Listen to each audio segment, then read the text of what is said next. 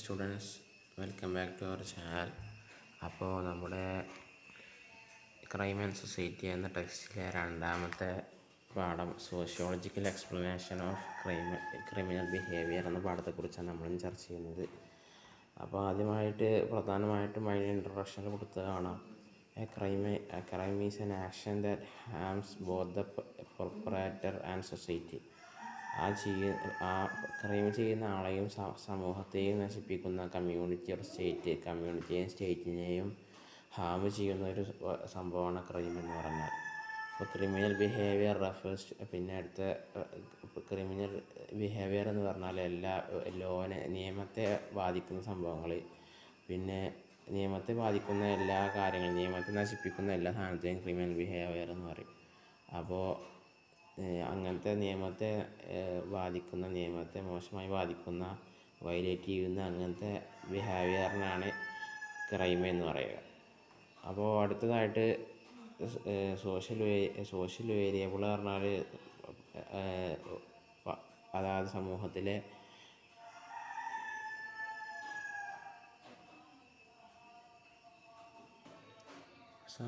Social ബിഹേവിയറിൻ്റെ സമൂഹത്തിലെ വിവിധ ഘടകങ്ങൾ, അത് നമ്മുടെ മനുഷ്യൻ്റെ ഇൻഡിവിജ്വലിൻ്റെ ജീവിതത്തെ നന്നായി ബാധിക്കുന്നുണ്ട് പറയണത്. പ്രധാനമായിട്ടും സൊസൈറ്റിൻ്റെ ഒരു ഭാഗമാണ് എന്ന് പറയുന്നത്.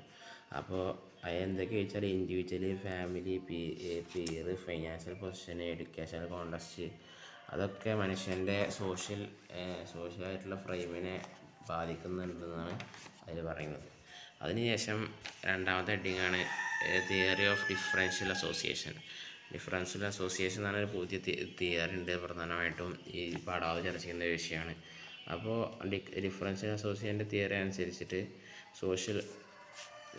മനുഷ്യന് സോഷ്യൽ കോണ്ടാക്റ്റാണ്, സമൂഹത്തിലുള്ള ഇടപെടലാണ് അവൻ്റെ പേഴ്സണാലിറ്റിയെയും അവൻ്റെ ആറ്റിറ്റ്യൂഡിനെയൊക്കെ മാറ്റണമെന്ന് പറയുന്നത്. അത് തന്നെയാണ് അവൻ്റെ ക്രിമിനൽ ബിഹേവിയറിൻ്റെ മോട്ടിവേഷനും. അതായത് ഏത് സമൂഹത്തിലാണോ അവൻ ഇടപെടുന്നത് അതിനനുസരിച്ചാണ് അവൻ്റെ ക്രിമിനൽ ബിഹേവിയർ ഉണ്ടാകുന്നതെന്ന് പറയുന്നത്. അപ്പോൾ ഡിഫറൻഷ്യൽ അസോസിയേഷൻ ഹൈപ്പോത്തസിസ് എന്ന് പറയുമ്പോൾ അത് ജനങ്ങൾ അവരുടെ ആറ്റിറ്റ്യൂഡ്, വാല്യൂസ്, അതൊക്കെ പിന്നെ ഏതെങ്കിലും ക്രൈം ചെയ്യാനുള്ള സംഭവങ്ങളൊക്കെ മറ്റുള്ള സമുദായത്തോട് യോജിച്ച് വരുമ്പോഴാണ്, അതായത് മറ്റുള്ള സമുദായത്തോട് ഓരോ ഇടപഴകുന്ന സമൂഹം ആരാണോ അപ്പോൾ അതിനനുസരിച്ചിട്ടാണ് ഓരോ ബിഹേവിയറും സംഭവങ്ങളൊക്കെ ഉണ്ടായിരിക്കുക. അപ്പോൾ എഡ്വിൻ സദർലാൻഡ് എന്ന് പറഞ്ഞ ആളാണ് 1939 അത് ഈ സംഭവം ഇൻട്രൊഡ്യൂസ് ചെയ്തതും, പിന്നെ 1947 അത് ഒന്ന് റിഫൈൻ ചെയ്തിട്ട് കണ്ടെത്തിയ ആളാണ്. പിന്നെ ഒറിജിനാണ് പറയുന്നത്. ഈ ക്രിമിനൽ ബിഹേവിയറിൻ്റെ കാരണങ്ങൾ പറഞ്ഞാൽ സദർലാൻഡ് വരുന്നതിന് മുമ്പ് കുറേ ധാരാളം ഉണ്ടായിരുന്നു. പിന്നെ പരസ്പര വിരുദ്ധമായ കാര്യങ്ങളായിരുന്നു മൊത്തം ഉണ്ടായിരുന്നത്. അപ്പോൾ അദ്ദേഹം അതൊരു കൃത്യമായ തിയറിൻ്റെ കീഴിലാക്കി അതിന് എക്സ്പ്ലനേഷൻ കൊണ്ടുവരികയാണ് ചെയ്തത്. അപ്പോൾ അതിന് കുറച്ച് 3 സോഴ്സിൽ നിന്നാണ് അദ്ദേഹം ഇതുകൾ കണ്ടെത്തിയതെന്ന് മനസ്സിലാവും. അടിയത്ത് 1, 2, 3 ആക്കിയിട്ട് കൊടുത്തിട്ടുണ്ട്.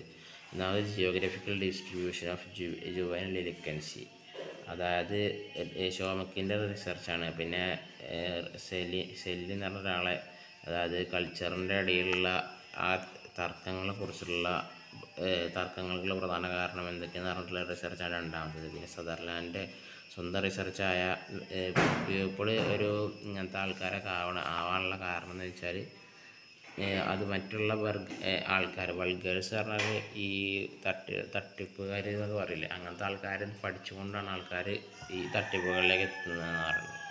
പിന്നെ അടുത്ത 9 പ്രൊപ്പോസിഷൻസ് ഓഫ് ഡിഫറൻഷ്യൽ അസോസിയേഷൻ തിയറിൻ്റെ 3 പ്രധാനപ്പെട്ട 9 കാര്യങ്ങൾ പറയുന്നുണ്ട്. ഒന്നാമത്തെ ക്രിമിനൽ ബിഹേവിയർ ഇസ് ലേൺഡാണ്, മൊത്തത്തിൽ പഠിപ്പിക്കപ്പെടുന്നതാണ്.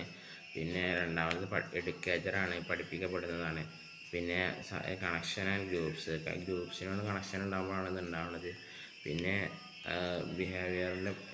ബിഹേവിയർ പഠിക്കാനുള്ള ഇത് പറഞ്ഞാൽ, അതായത് സോഷ്യൽ ജസ്റ്റിഫിക്കേഷൻ, അതായത് സമൂഹത്തിൽ ഒരു തിന്മ ചെയ്യുമ്പോൾ അതിനൊരു ന്യായം ഉണ്ടെന്ന് വാദിക്കാൻ വേണ്ടിയിട്ട് പഠിക്കപ്പെടുന്ന സംഭവമാണെന്ന് പറയുന്നത്. പിന്നെ അങ്ങനെ കുറേ സംഭവങ്ങൾ പറയുന്നുണ്ട്. അതായത് ഓനക്ക് ഇഷ്ടപ്പെടാത്ത കാര്യങ്ങൾ സംഭവിച്ചതിനുള്ളൊരു ഇത് മറുപടിയായിട്ടാണ് ഓൻ അങ്ങനത്തെ കാര്യങ്ങൾ നിയമങ്ങൾ ലംഘിക്കുന്നതെന്ന് പറയുന്നത്. അങ്ങനത്തെ 9 സംഭവങ്ങൾ അതിൽ പറയുന്നുണ്ട്. അടുത്തതായിട്ട് ഇനി അടുത്ത ഹെഡിങ്ങിൽ പറയുന്നത് അണ്ടർസ്റ്റാൻഡിങ് അപ്രോച്ചാണ്. അതിലൊരു 4ാമത്തെ വരി പറയുന്നുണ്ട്, ഒരു ആൾക്കാർ ഈ തെറ്റായ കാര്യങ്ങളിൽ ഇടപെടുന്നത് എന്താണ്, ഈ ഒരു നിയമം ചെയ്യുക എന്നുള്ള കാര്യം അതിൻ്റെ ലംഘിക്കുക എന്നുള്ള കാര്യത്തേക്കാൾ അതിൻ്റെ പ്രാധാന്യം മുന്നോട്ട് വരുമ്പോൾ ഒരു നിയമലംഘനം ചെയ്യുക എന്നുള്ള സംഭവം ആ നിയമം അനുസരിക്കുക എന്നുള്ള കാര്യത്തിനേക്കാളും അതിൻ്റെ ഇത് മുന്നോട്ട് വരുമ്പോഴാണ് അതിൻ്റെ ഒരു പ്രാധാന്യം ആൾക്കാർക്ക് മുന്നോട്ട് വരുമ്പോഴാണ് ആ സംഭവം ഉണ്ടാകുന്നതെന്ന് പറയുന്നത്. അപ്പോൾ illegal activities when definition that support breaching the law exceeds those that do not.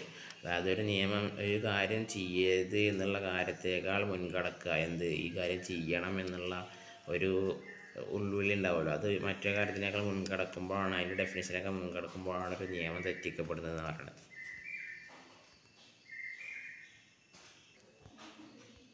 ഇനിയിപ്പോൾ ഒരാൾക്കൊരു അപ്പുറത്തെ പേജ് പറയുന്നുണ്ട്, even if someone has charged commit a crime they must also possess appropriate skill. ഒരാളൊരു ക്രൈം ചെയ്യാൻ നിൽക്കുകയാണെന്ന് വെച്ചാൽ അതിനുള്ള കൃത്യമായ സ്കില്ലുകൾ അക്വയർ ചെയ്തിട്ടുണ്ടാവും അതിന് വേണ്ടിയിട്ടെന്ന് പറയുന്നത്. പിന്നെ ക്രിറ്റിക്സാണ് പറയുന്നത്. ക്രിറ്റിക്സിൽ എന്താ പറയുന്നത് വെച്ചാൽ ഒരു നേരത്തെ പറഞ്ഞ ഡിഫറൻഷ്യൽ അസോസിയേഷൻ തിയറിൻ്റെ പ്രശ്നം ക്രിറ്റിക്സാണ് പറയുന്നത്. ഡിഫറൻഷ്യൽ അസോസിയേഷൻ തിയറി ഒരു ക്രിമിനൽ സ്റ്റഡിയോ ക്രൈമിനെ കുറിച്ചുള്ള സ്റ്റഡിക്കൊരു പ്രധാനപ്പെട്ട ഒരു അടിത്തറ നൽകിയിട്ടുണ്ടെങ്കിലും അത് മനുഷ്യൻ്റെ വേരിയേഷൻസ് അനുസരിച്ച് ഇൻഡിവിജ്വൽ വേരിയൻസിനനുസരിച്ച് പഠിച്ചിട്ടില്ല. അതായത് ഓരോ മനുഷ്യൻ്റെ അവസ്ഥ വ്യത്യസ്തമായിരിക്കുമല്ലോ, അങ്ങനെ ഓരോ മനുഷ്യനെയും വ്യത്യസ്ത രൂപത്തിൽ അതിൽ പഠനം നടന്നിട്ടില്ല എന്നാണ് ക്രിറ്റിക്സിൽ പറയുന്നത്. പിന്നെ അടുത്തതായിട്ട് 2ാമത്തെ തിയറിയാണ് theory of delinquent subculture എന്ന് പറഞ്ഞാൽ അത് കുറ്റവാളി ഡെലിക്വൻ്റ് പറഞ്ഞാൽ കുറ്റവാളി എന്നർത്ഥം, സബ് കൾച്ചർ അതായത് ഒരു കുറ്റവാളികളിൽ അങ്ങനത്തെ ഒരു സബ് കൾച്ചർ രൂപപ്പെടുക. അതിനെക്കുറിച്ചാണ് അടുത്ത തിയറി പറയുന്നത്. അതിൽ സൊസൈറ്റികൾ മൊത്തം കുറേ സബ് കൾച്ചറായിട്ട് രൂപപ്പെടുന്നുണ്ട്. അപ്പോൾ അതിൽ ഈ ഡെലിക്വൻ്റ് സബ് കൾച്ചർ എന്ന് പറഞ്ഞാൽ സമൂഹത്തിൽ ഈ ഡെലിക്വൻ്റ് സബ് കൾച്ചർ എന്ന് പറഞ്ഞാൽ സമൂഹത്തിലുള്ള നോംസിനും വാല്യൂസിനൊക്കെ എതിരായിട്ട് അതിനൊക്കെ വ്യതിചലിച്ച് കൊണ്ട് സ്വന്തമായിട്ടൊരു സബ് കൾച്ചർ ഉണ്ടാക്കുന്ന ആൾക്കാർക്കാണ് ഡെലിക്വൻ്റ് സബ് കൾച്ചർ എന്ന് പറയുക. അപ്പോൾ സോഷ്യൽ കൺട്രോൾ തിയറിസ്റ്റിന് എതിരായിട്ട് ഈ സബ് കൾച്ചറിൻ്റെ ആൾക്കാർക്ക് ഓർക്കൊരു കമ്മിറ്റ്മെൻറ്റ്, അവർക്ക് എന്താ വെച്ചാൽ സമൂഹത്തോടും അവരുടെ ഫാമിലിയോടൊക്കെ നല്ല കമ്മിറ്റ്മെൻ്റൊക്കെ ഉണ്ടായിരിക്കും. പക്ഷേ അതായത് ഒരു ക്രൈം ചെയ്യാനുള്ള കാരണം കമ്മിറ്റ്മെൻറ്റ് ഇല്ലാത്തതൊന്നല്ല, പക്ഷേ ഒരു ക്രൈം ചെയ്യാനുള്ള കാരണം എന്താണ്, ജെർക്ക് ഓഫ് പിയർ ഗ്രൂപ്പ്. അതായത് ഒരേ വയസ്സ് സ്വന്തം പിയർ ഗ്രൂപ്പിൻ്റെ അടുത്തു നിന്നുള്ള ഒരു പ്രഷർ കാരണം അല്ലെങ്കിൽ ഓരോ സ്വാധീനം മൂലമാണ് ഓല് ഇങ്ങനത്തെ തെറ്റുകൾ ചെയ്യുന്നതെന്ന് പറയുന്നത്. അവിടെ ഒരു സബ് കൾച്ചർ തിയറിയിൽ 4 ആൾക്കാരെ കുറിച്ച് പറയുന്നുണ്ട്. അതായത് ഓരോ ആൾക്കാരെ കുറിച്ചിട്ടുള്ള ഡെഫിനേഷൻ പറയുന്നത്, അതൊക്കെ വിശദീകരിച്ച് അപ്പുറത്ത് കൊടുത്തിട്ടുണ്ട്. അപ്പോൾ ഒന്നാമത്തെ എന്താ വെച്ചാൽ ആൽബർട്ട് കോഹൻ്റെ deviant subculture arise because of status frustration എന്ന് പറഞ്ഞ സംഭവമാണ്. അപ്പോൾ അതിലെന്താ പറയുന്നത് വെച്ചാൽ വർക്കിംഗ് ക്ലാസ് സബ് കൾച്ചേഴ്സ്, അതായത് കുറച്ച് ഈ തൊഴിലാളികളുടെ സബ് കൾച്ചർ, ഈ ക്രൈം രൂപപ്പെടുന്നത് എന്താണെന്ന് വെച്ചാൽ കുറേ ആൾക്കാർ ക്രൈം നിലനിൽക്കുന്നത് എന്താണെന്ന് വെച്ചാൽ അവരുടെ കൾച്ചറിലെ സിഗ്നിഫിക്കൻസ് നഷ്ടപ്പെടുന്നതാണ്. അതായത് അവർക്ക് സമൂഹത്തിലൊരു പ്രാധാന്യം നൽകുന്നില്ല, അവർ താഴെപ്പെട്ടവരാകുകയാണ്. അങ്ങനെയൊക്കെ ചെയ്യുമ്പോഴാണ് അവിടെ സബ് കൾച്ചർ വളർന്നു വരുന്നതെന്ന് പറയുന്നത്. അപ്പോൾ അത് ഉണ്ടാവാൻ കാരണം എന്താ വെച്ചാൽ ഓല് സമൂഹത്തിൽ തോറ്റവരായി, അല്ലെങ്കിൽ ഓൽക്കൊരു ഫ്രസ്ട്രേഷൻ ഉണ്ടായി, അങ്ങനത്തെ ഒക്കെ സംഭവം ഉണ്ടാകുമ്പോൾ അങ്ങനെ ക്രൈം ചെയ്യാൻ കാരണക്കാരാകുകയാണ്. അതാണ് കോഹൻ്റെ തിയറിയിലുള്ള സബ് കൾച്ചറിൻ്റെ കാര്യം പറയുന്നത്.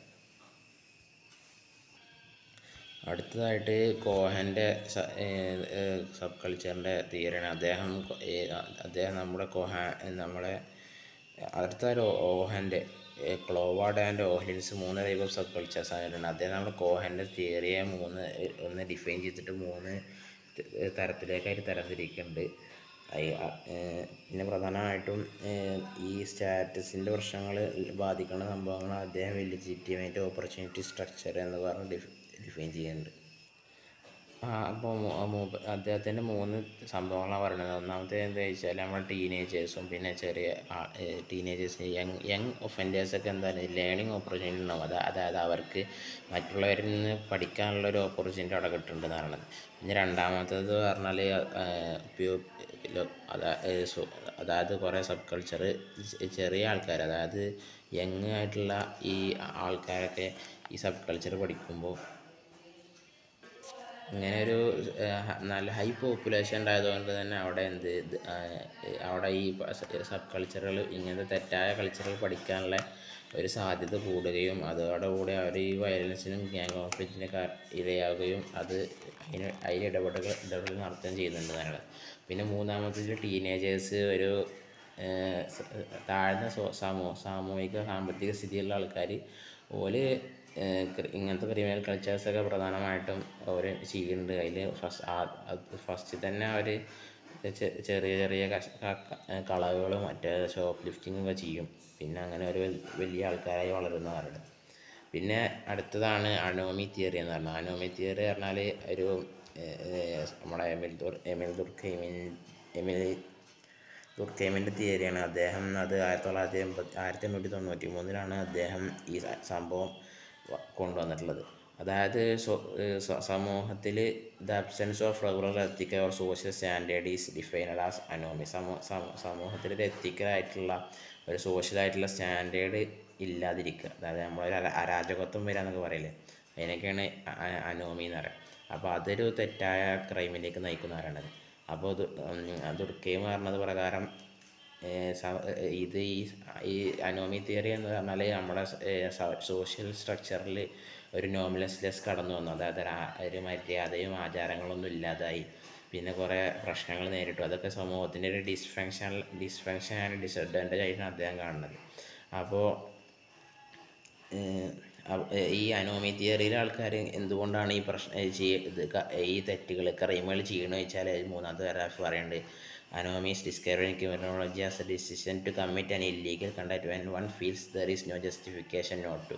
അതായത് ഓനക്ക് എന്ത് കാര്യം ചെയ്യാനും ഒരു ന്യായീകരണത്തിൻ്റെ ആവശ്യമില്ല. പിന്നെ അങ്ങനെ ഒരു സംഭവങ്ങൾ വരുമ്പോഴാണ് അവിടെ ഒരു ക്രൈമുകൾ ഉണ്ടാവുന്നതെന്ന് പറയുന്നത്. അപ്പോൾ അതിൽ ഫ്രഞ്ച് ഫിലോസഫറായ ജീൻ മരിയ ഗൂയോ ആണ് ഈ അനോമി എന്ന ടേം കൊണ്ടുവന്നിട്ടുള്ളത്. അദ്ദേഹം അനോമിക് മൊറാലിറ്റി എന്നുള്ള സംഭവങ്ങളൊക്കെ അദ്ദേഹം രൂപപ്പെടുത്തിയിട്ടുണ്ടെന്ന് പറയുന്നത്. അതൊക്കെ തന്നെയാണ് പിന്നെ പറയുന്നത്. പിന്നെ ദുർക്കൈം ഈ സംഭവത്തെ കൂടുതൽ പ്രാധാന്യം നൽകി അദ്ദേഹത്തിന് കുറേ തിയറികളൊക്കെ പറയുന്നുണ്ട് അതിനുശേഷം. പിന്നെ പിന്നീട് അതൊക്കെ ഒന്ന് ഏകദേശം ഒന്ന് വായിച്ചു നോക്കിയാൽ മതി, എന്തായാലും പറയണത് എന്നൊക്കെ ഒന്ന് ജസ്റ്റ് ഓടിച്ചു നോക്കുക. പിന്നെ അടുത്തതായിട്ട് ലാബലിംഗ് തിയറിയാണ്. അതാണ് ലാസ്റ്റ് സംഭവം. ലാബലിംഗ് തിയറി നമ്മൾ ചാപ്പ കുത്തെന്നൊക്കെ പറയുന്നത്. അത് ഒരു ലാബലിംഗ് തിയറി പറയുമ്പോൾ ഒരു കൂട്ടം ആൾക്കാർ ഓരോ പ്രത്യേകമായിട്ടൊരു ബിഹേവിയറിൻ്റെ ആൾക്കാരാണ്, ഇങ്ങനത്തെ ആൾക്കാരാണെന്ന് പറഞ്ഞിട്ട് ഓരോ നിശ്ചയിക്കുക. അതായത് നമ്മളിപ്പോൾ ഒരു മുൻവിധിയോടെ കാണാമെന്നൊക്കെ പറയുന്ന രൂപത്തിൽ ഒരു കൂട്ടം ആൾക്കാരെ ലേബൽ ചെയ്യുക എന്നുള്ള സംഭവത്തിനാണ് ലാബലിംഗ് തിയറി എന്ന് പറയാം. അതായത് സമൂഹത്തിൽ ഉപയോഗിക്കുന്ന ലാബലുകൾ, ഒരു സമുദായത്തെ ഡിഫൈൻ ചെയ്യാൻ വേണ്ടി ഉപയോഗിക്കുന്ന ലാബലുകൾ അവരുടെ ബിഹേവിയറിലും അവരുടെ വ്യക്തിത്വത്തിലൊക്കെ മാറ്റങ്ങൾ ഉണ്ടാകുന്നതാണ്. അതായത് ഒരു സമൂഹത്തിൽ നമ്മൾ എങ്ങനെ പ്രയോഗിക്കുന്നു, അതായത് ഒരു തെറ്റുകാരാണ് അല്ലെങ്കിൽ മോശക്കാരാണെന്ന് പ്രയോഗിക്കുകയാണെന്ന് വെച്ചെങ്കിൽ ഓരോ സ്വഭാവത്തിലും ഓരോ ഇതിലൊക്കെ ക്രൈം ചെയ്യാനുള്ള ത്വരയൊക്കെ കൂടും. ഇപ്പോൾ ഒരു നല്ലതായിട്ട് ഇതാക്കുകയാണെന്ന് വെച്ചാൽ ചാപ്പ് കുത്തുകയെന്ന് വെച്ചെങ്കിൽ നല്ലവരായി മാറും ചെയ്യും. അപ്പോൾ അതിൽ പിന്നെ പറയേണ്ട ലാബലിംഗ് ഹൈപ്പോത്തസിസ് പറഞ്ഞാൽ അതിലൂടെ എന്ത് മനസ്സിലാക്കി, ഈ സംഭവം കണ്ടെത്തിയതോടുകൂടി ക്രൈം ചെയ്യുക എന്നുള്ളതൊരു ഇൻഹറൻ്റ് ആയിട്ടുള്ള, അതായത് നമ്മുടെ അനന്തരമായിട്ട് കിട്ടുന്ന തലമുറ വരുന്ന സംഭവമല്ല എന്ന് മനസ്സിലായി. പിന്നെ ഈ സംഭവങ്ങളൊക്കെ അക്സെപ്റ്റ് ചെയ്യാൻ തുടങ്ങി. അതായത് ആൾക്കാർ തെറ്റുകാരായ ആൾക്കാരെയും, അതായത് ഒരു സമൂഹത്തെ തെറ്റുകാരായി കാണാതെ ഓരോരുത്തരെയും വേറെ പഠിക്കാവുന്ന രൂപത്തിലേക്ക് മാറി. അത് 1960-70 കാലഘട്ടങ്ങളിലാണ് ഇത് രൂപം കൊണ്ടത്. ദുർക്കൈം 1897 സൂസൈഡ് എന്ന് പറഞ്ഞ ബുക്കിലാണ് ഈ സംഭവം ലാബലിംഗ് തിയറി അതിന് ആദ്യമായി തുടക്കമിട്ടതെന്നാണ്. പിന്നെ അങ്ങനെ ആ സംഭവങ്ങളാണ് ഇത് മൊത്തം പറയണത്. അതൊന്ന് വായിച്ചു നോക്കിയാൽ മതി ഏകദേശം. അപ്പോൾ ഏകദേശം നമ്മുടെ പാഠം അവസാനിച്ചിട്ടുണ്ട്. അപ്പോൾ എല്ലാവരും നമ്മുടെ ചാനലൊക്കെ സബ്സ്ക്രൈബ് ചെയ്യുക. നമ്മളെ കുട്ടികളുടെ ഒരു എഫേർട്ടാണ്, അപ്പോൾ അതിനുവേണ്ടി എല്ലാവരും സപ്പോർട്ട് ചെയ്യുക. Thank you.